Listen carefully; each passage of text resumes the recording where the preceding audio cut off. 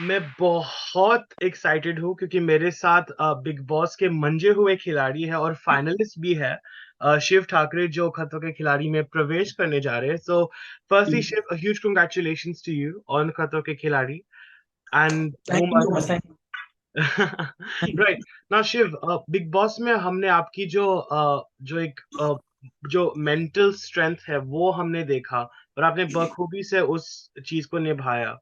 But खतरों के खिलाड़ी काफी एक अलग प्रकार का शो है जिसमें ऑब्वियसली मानसिक बल और फिजिकल स्ट्रेंथ की बहुत ज्यादा आवश्यकता होती है। तो जी, कितना तैयारी है आपकी इस शो के लिए? अभी सर कोई भी एग्जाम के पहले ना तैयारी कभी लास्ट डे तक खत्म नहीं होती। वैसी खतरों की तैयारी कभी खत्म नहीं होगी। तो मैं बट से टू की खुद को समझा दिया है कि जो भी परफॉर्म करना है वो ये सोच के परफॉर्म करना है कि पहले हमें कोई ये चांस देने वाला नहीं है कि फिर से खतरों के खिलाड़ी करने के लिए यार तूने थोड़ा ठीक ठाक परफॉर्म किया है। तो मैं खुद को समझा ये लास्ट चांस है और जिसका तुम इंतजार कर रहे थे वो शो मिल गया, वो स्टंट आ गए और रोहित शेट्टी सामने है। तो ऐसा परफॉर्म करो कि लास्ट स्टंट है। सॉरी। जी। और हम जानते हैं कि फेयर फैक्टर या खतरों के खिलाड़ी एक ऐसा शो है जो डर के आगे जीत है, जैसा एक टैगलाइन हुआ करता था शो का, जी, and about conquering your fears. So आपकी क्या-क्या फियर्स है? आपकी क्या-क्या भय है ज़िंदगी से और आप क्या उम्मीद रखते हैं कि आप उस भय को सामना कर सके अच्छी तरीके से? मैं सच्ची कहूँ तो मैं सभी चीजों से डरता हूँ, हाइट से, पानी से, सांपों से।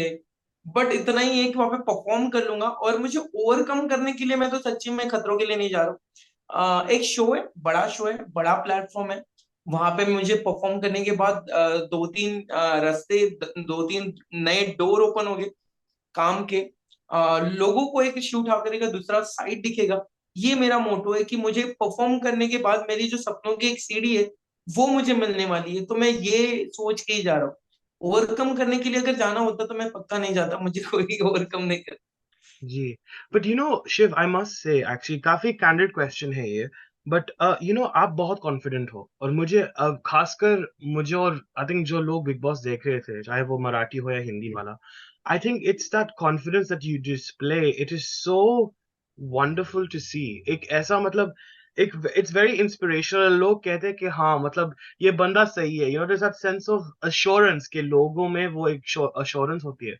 पर शिव, हर एक कॉन्फिडेंट इंसान के पीछे बहुत ऐसी स्टोरीज होती है जो वनरेबिलिटी की हो, जो एक्चुअली जो एक इमोशनल ट्रेट जो हमारे होती है एक इंसान में।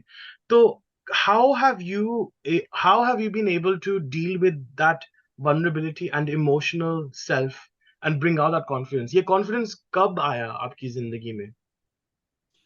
एक ना सर, हम जब भी हमारे घर पे एक जीरो से शुरू हुई थी हमारे घर की स्टोरी, मेरे आई बाबा की। तो हमारे घर पे एक नॉर्मल बिजनेस था।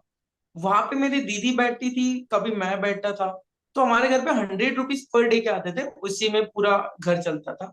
बट कॉन्फिडेंट और सपने देखने की जो आदत है वो मुझे आई नहीं लगाई थी कि मुझे आई 100 रुपीज के वक्त भी उसे मुझे इंग्लिश मीडियम में सिखाना है और दीदी को पीएचडी कराना है। Right.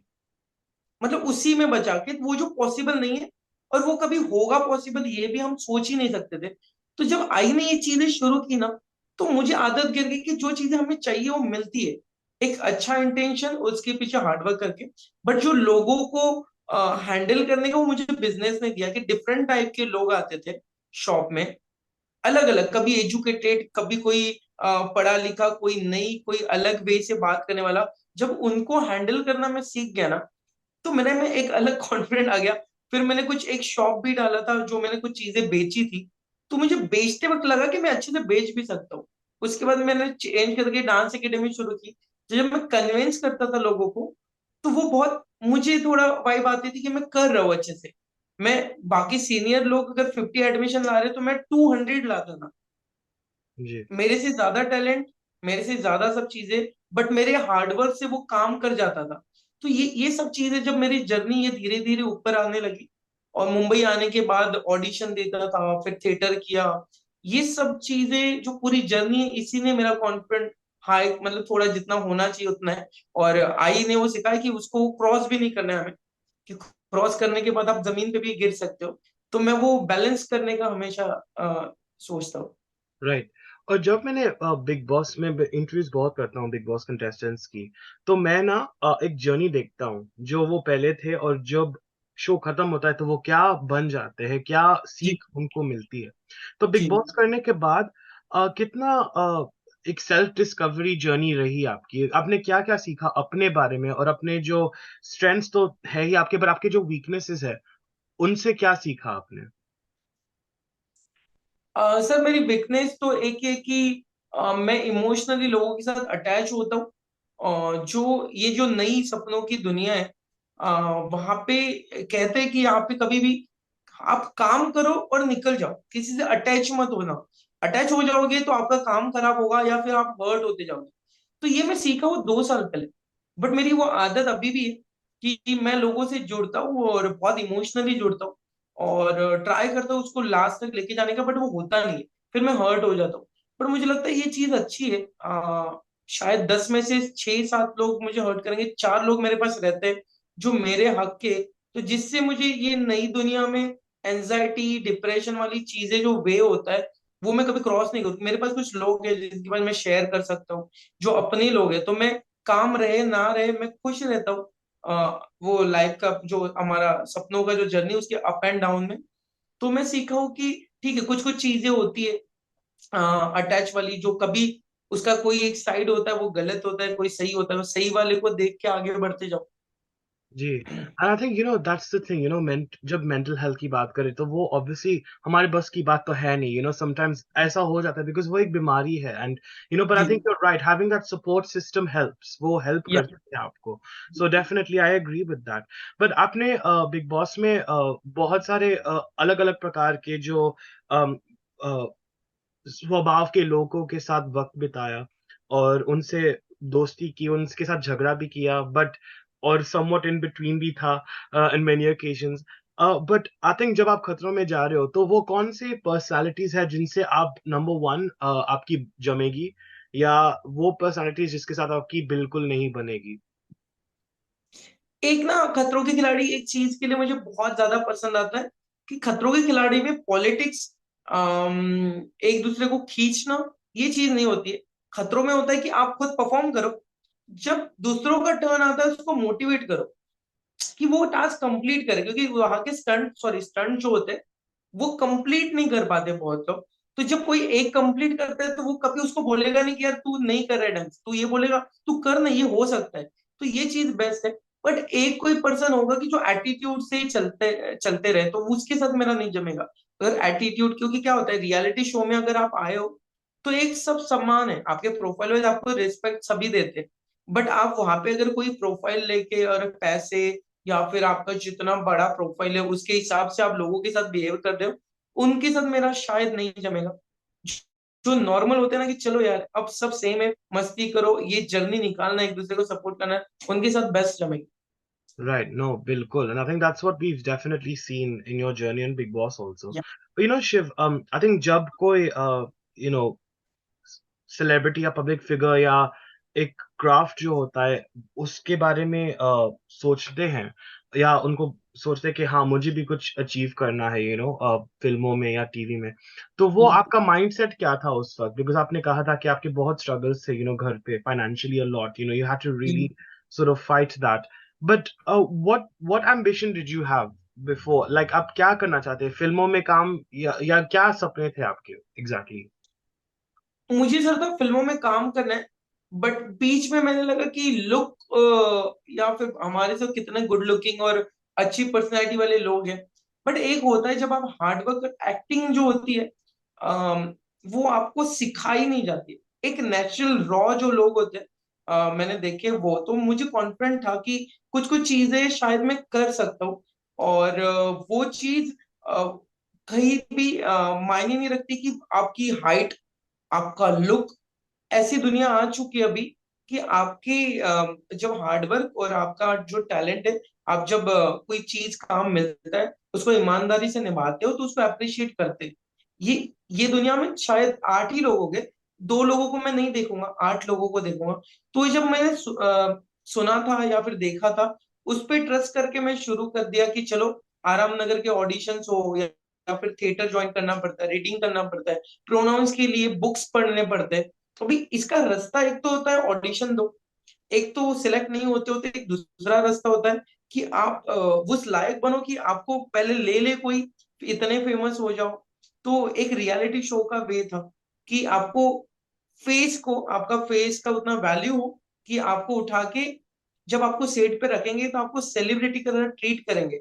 आपके राइट। पापा डायरेक्टर प्रोड्यूसर हो तभी ये पॉसिबल है। एक तो हो सकता है कि आप ऐसे कोई शो करो, फेमस हो जाओ, तो आपको विथ रिस्पेक्ट आपको सेट पे ट्रीट करते लोग। तो मैंने दोनों ट्राई किया, वो ऑडिशन वाला ट्राई किया, वो थोड़ा बहुत काम किया, थोड़ा बहुत नहीं किया, साथ साथ में रियलिटी किया, तो रियलिटी वर्क कर गया। And actually I remember big Boss में एक टास्क था जब आप लोग, आई थिंक कौन आया था, आई कांट रिमेम्बर कौन आया था उस वक्त, बट आप ऑडिशंस कर रहे थे। आई थिंक एकता कपूर आई थी उस वक्त। जी, एक एंड है जो प्रियंका के साथ एक सीन किया था। ओह माय गॉड, मतलब आपके और प्रियंका की केमिस्ट्री बहुत अच्छी थी, आई मस्ट जी tell you, like because I tell you very honestly, I think you, Archana and Priyanka were absolutely very engaging and all the other contestants were very good too. इस thank तो बहुत बढ़िया cast था, but आपकी जो chemistry Priyanka के साथ था वो मुझे बहुत अच्छी लगी थी, and it was very nice. तो जब आप वो सीन्स कर रहे थे या आप एक्टर्स के साथ वक्त बिता रहे थे, राइट?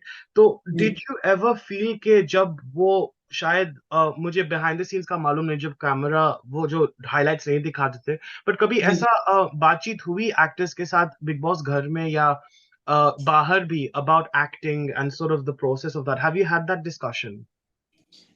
मुझे हुआ है, मुझे वॉइस मॉड्यूलेशन की क्लासेस करने थे। तब मैंने सबसे बात किया था कि मुझे बाहर जाके, मैं खुद ही बोला था कि मुझे बहुत ज्यादा क्लासेस करना है। अगर मुझे एक्टर बनना है, सिर्फ एक्टर नहीं बनना है, वो अच्छी तरीके से परफॉर्म करके लोग प्यार करे ऐसे करना है। तो लोग मुझे बता दे, शिव बाहर आने के बाद मैं कांटेक्ट दूंगा, सब अच्छी तरीके से। कोई वहां पे बिग बॉस नहीं खेलता था। जब कोई ये चीज की बारी आई तब बोले नहीं शिव, हम आपको कांटेक्ट देंगे, साजिद सर हो, प्रियंका हो, अंकित भी हो, शालीन हो, बोले हम आपको हेल्प करेंगे, टीना हो, क्योंकि ये लोग ना पॉलिश लोग हैं और इन्होंने डेली शो किया हुआ है, और मैं अब भी जाके आया हूँ तो मुझे सीखना भी है। बट ये लोगों ने कभी नहीं नहीं बोला, और एक अच्छा साइड इन लोगों का है कि निमृत से लेके सुम्बुल तक इन्होंने मुझे बोला कि नहीं नहीं हम आपको बताएंगे, तो ये बेस्ट चीज है। हाँ बिल्कुल, and I think that's the beautiful thing, because जब बिग बॉस की बात आती है तो वो एक माहौल है घर का जो, it pits you against one another. पर जब आप जी निकलते हो बाहर, and that's when you realize के, मतलब जो जो दुश्मनी मैंने बहुत बार देखा है एक्चुअली, कि जो दुश्मनी होती है घर के बाहर, जब आप जी आते हो तो वो फिर आप, यू गेट टू, आप नए सिरे से उन लोगों को जानते हो, और बातचीत जी। होती है, which I think is so beautiful, which I think is yeah very. पर शिव, आई थिंक आप एक बहुत अच्छे फेज में हो। इनफैक्ट मैं बहुत नॉन हिंदी फिल्म्स भी देखता हूँ, और मुझे बहुत खुशी है कि जो खास करके नॉन हिंदी मूवीज में जो सुपरस्टार्स होते हैं, वो एक आम आदमी से कनेक्ट बहुत ज्यादा स्ट्रांग होता है। दे आर जी very firmly rooted with their audience, और वो पकड़ के रखते हैं, which I think is beautiful. So do you think कि जो आप रोल्स करना चाहेंगे, या अगर भगवान करे कि आप एक बड़े मुकाम तक पहुंच जाते हैं एज एन एक्टर, तो क्या जी। वो आप मेंटेन करेंगे? Like you, do you think that no matter what role you do, you will always be that Shiv Thakur that began, from that very humble beginnings? देखो, एक एक चीज तो है कि मुझे वो ट्राई नहीं करना पड़ेगा, क्योंकि हर रोल में जब भी कोई मैंने बड़े स्टार देखे, आप सलमान सर, शाहरुख सर, नाना नाना पाटेकर, कैरेक्टर अलग अलग होते हैं बट उसमें नाना पाटेकर ही दिखते हैं आपको। तो मैं उन लोगों से इंस्पायर हूँ, नसरुद्दीन शाह, ये लोगों से मैं सीखता हूँ छोटी छोटी चीजें। बहुत बड़े बड़े लोग हैं बट सीखना तो इनसे ही पड़ेगा। तो मुझे मुझे पता है कि एक ना, आपका शूट ठाकरे कहीं तो भी गुम नहीं होना चाहिए, कैरेक्टर करो आप, अच्छे लोगों को ऑब्जर्व करो रास्ते पे, एक नए नए कैरेक्टर, एक बॉडी लैंग्वेज लो, बट आपका एक शू ठाकरे रहना चाहिए। और मुझे सच्ची में एक्टर के साथ, मतलब मेरा मेन सच्ची में मोटो स्टार बनने का है। तो तो वो एक्टिंग ठीक है, मतलब एक्टिंग तो आनी चाहिए, बट वो स्टार वाला शिव ठाकरे दिखना चाहिए, जो होपफुली, सपने देखना कोई गुनाह नहीं होता है, तो मैं देखता हूँ कि ऐसा कभी एक बंदा जो गली से निकला हुआ स्टार बनेगा, तो होपफुली ऐसा हो जाए। And I think that's exactly what I'm saying, you know, because आजकल अगर देखा जाए शिव, you know, सिनेमा में, तो ऑफ कोर्स वो एस्केपिस्ट जो फिल्म्स हम देखा था, जो लार्जर देन लाइफ हो, जो हमें मतलब वो 2 घंटे का मजा दे रहा है, वो फिल्म तो ऑब्वियसली चलती है। पठान ने बहुत अच्छा कमाल का बिजनेस किया जी इस जी। साल के पहले ही।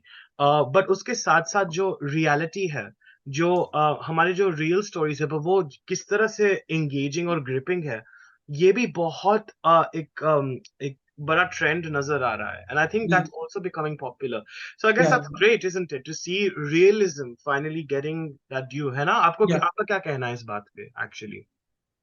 मुझे लगता है कि लोग उसी से कनेक्ट होते हैं कि जो एक कैरेक्टर को रियल वे से प्रेजेंट करता है। मतलब फिल्में हम तभी पसंद करते हैं कि जो उसमें रियल कुछ हो, रियल स्टोरी हो। जब भी कोई हद से ज्यादा कुछ एक्शन या होती है, वो चीजों को हम प्रैक्टिकली सोचते हैं कि ये नहीं हो सकता है, तो वो फिल्म चलती नहीं है, या फिर हमें खुद को पर्सनली पसंद नहीं आती है। तो जितने बड़े लोग हैं, वो उनमें एक कॉमन चीज सभी में कि एक वो रियल चीज होती है जो कनेक्ट करती है कॉमन मैन ऑडियंस को। वो बड़े स्टार हो, छोटे स्टार हो, उनके इंटरव्यूज में जब शाहरुख सर एक छोटी सी बात बोलते हैं कि हम भी घर पे समोसा खाते, हम भी घर पे मंदिरों में ये खाते, तब हमारे जैसे बोलते हैं, अरे यार ये तो हमारे जैसे ही इंसान है। तब ट्रू। जाके वो कनेक्ट होता है। तो मुझे लगता है हर चीज में, मूवी हो, स्टार हो, सुपरस्टार हो, शॉर्ट फिल्म हो, ओटीटी, उसमें एक रियल चीज हो ना, तो वो चीज चल जाती है। तो मुझे लगता है उसको मिस नहीं किए तो चली जाएंगे हम भी। राइट। ऑब्वियसली खतरों के खिलाड़ी बहुत ही बड़ा शो है, ऑफ कोर्स हमने ये बात ऑब्वियसली दोहराई है इस इंटरव्यू में। बट आप क्या हासिल करना चाहते हो, यू नो, इस शो के बाद? And you know, going forward हम और क्या एक्सपेक्ट कर सकते हैं आपसे एज वेल, शिव? खतरों के खिलाड़ी में इसीलिए कर रहा हूँ कि मैं बड़े पर्दे तक पहुंच पाऊँ। मतलब मेरा मेन मोटो है कि जो बची हुई जनता है, जो मुझे अभी तक मैं कवर नहीं कर पाया हूँ अभी तक बिग बॉस के बाद, तो वो कवर कर लूं। मैं किसी को छोड़ना नहीं चाहता हूँ, मुझे सब पसंद करें। और उसके बाद मैं बड़े पर्दे पर आऊं, तो शिव ठाकरे को तो सब पसंद कर रहे हैं, अभी वो कैरेक्टर को भी पसंद करे, उसके लिए मुझे अलग से मेहनत करना पड़ेगा, उसके लिए मैं करूंगा। बट पहला जो स्टेप है मेरा कि खतरों के बाद एक बड़ा स्क्रीन, और मैं जा ही इसीलिए रहा हूं कि जितने बचे हुए लोग हैं उनको एक दूसरा साइड भी दिखाओ कि शिव ठाकरे का ये भी एक साइड है। और जो रिमेनिंग जनता है जो अभी तक प्यार नहीं कर रही शिव से, वो भी प्यार करने लगे। That's very cute. I think definitely ऐसा ही होगा, Shiv. I'm very excited to see you performing the stunts as well as seeing एक अलग personality. But I think the one thing that I can definitely say is that your confidence is definitely amazing. और वो confidence और vulnerability बस दोनों बरकरार रखिए, and I'm sure you're gonna do great on the show. Thank you so much. Thank Thank you so much, Shiv, for joining me on Filmation. It was so lovely to you. chat with you. Thank you. Thank Thank you you. so thank much. You. Thank you.